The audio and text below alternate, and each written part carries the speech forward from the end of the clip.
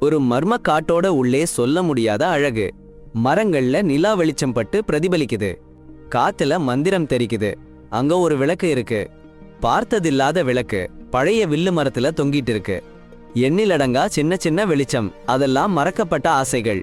அந்த மந்திர விளக்குல காவல்காரி ஒரு பேரி சோழன். சின்னதா டீக்கப் அளவுக்கு கால்கள் காலை பனி மாதிரி ஒளிர்ந்துக்குது. முடி தீப ஒளி மாதிரி. சோழன் வேலை என்னன்னா ஆசைகளை பாதுகாக்கிறது. சாதாரண ஆசைகள் இல்ல, மறக்கப்பட்ட ஆசைகள். குழந்தைகள் சொன்ன ஆசைகள், பெரியவங்க நம்பிக்கை இழந்த ஆசைகள், மனம் உடைஞ்சு போனவங்க ஆசைகள். சோழன் அந்த ஆசைகளை மறைஞ்சு போறதுக்கு முன்னாடி பிடிச்சு விளக்குல வச்சிருவா.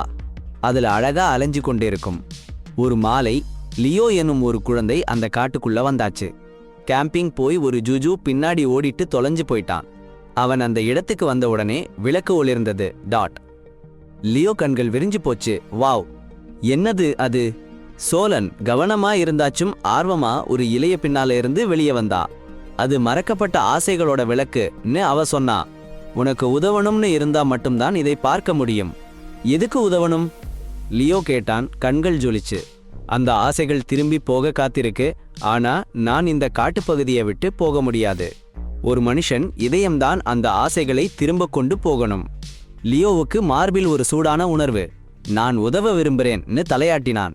சோழன் கையசைக்க ஒரு மெல்லிய பொன்னிற ஒளி லியோவோட கைக்குள்ள வந்தது. ஒவ்வொரு ஆசையும் நம்மளை யாருக்கு உதவணும்னு சொல்லும்னு அவ சொன்னா. புள்ளி. அப்படித்தான் பயணம் ஆரம்பிச்சது. அவங்க முதலிடம் நகரத்துல ஒரு அமைதியான வீடு. ஒரு தனிமையான பாட்டி ஜன்னல் பக்கம் உட்கார்ந்து நட்சத்திரங்களை பார்த்துட்டு இருந்தா. லியோவோட கையில இருந்து ஒரு சின்ன ஒளி வெளியே வந்து அறையில போச்சு. அவங்க கண்கள் ஜொலிச்சு, எனக்கு நினைவு இருக்கு, நான் மறுபடியும் நடனமாடுறதுன்னு ஆசைப்பட்டேன் கிசுகிசுத்தாங்க. அடுத்த நாள் காலை அந்த பாட்டி ஒரு நடன வகுப்புல சேர்ந்து கண்ணுல கண்ணீர் கூட சிரிச்சாங்க. ஆசைக்கு ஆசை. லியோவும் சோழனும் நகரங்கள், வயல்கள், கிராமங்கள்னு பயணிச்சாங்க. ஒரு மறக்கப்பட்ட ஆசை.